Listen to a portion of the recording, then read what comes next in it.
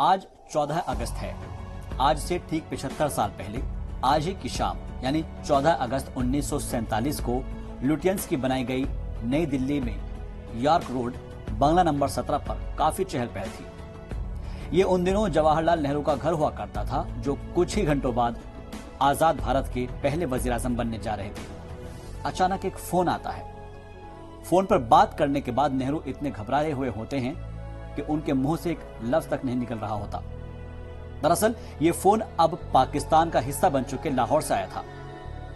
जानकारी ये मिली थी कि वहां पर नए इंतजामिया ने हिंदू और सिख इलाकों में पानी की सप्लाई बंद कर दी थी और लाहौर शहर धू-धू करके चल रहा था।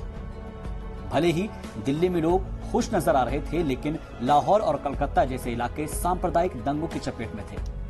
लिहाजा गांधी जी ने भी आजादी के जश्न में शामिल होने से इनकार कर दिया था।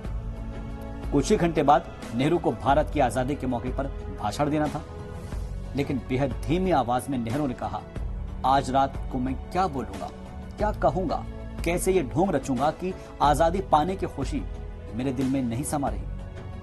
क्योंकि लाहौर की खबर वाला टेलीफोन आने के बाद से ही नेहरू का मन भर गया था। इस स्पीच के लिए उन्होंने कोई तैयारी नहीं की थी। बस नेहरू को यह मालूम था कि सदन के पटल पर वो जो भी बोले वो उनके मन की सच्ची आवाज हो, और तभी सदन में नेहरू की आवाज गूंजी।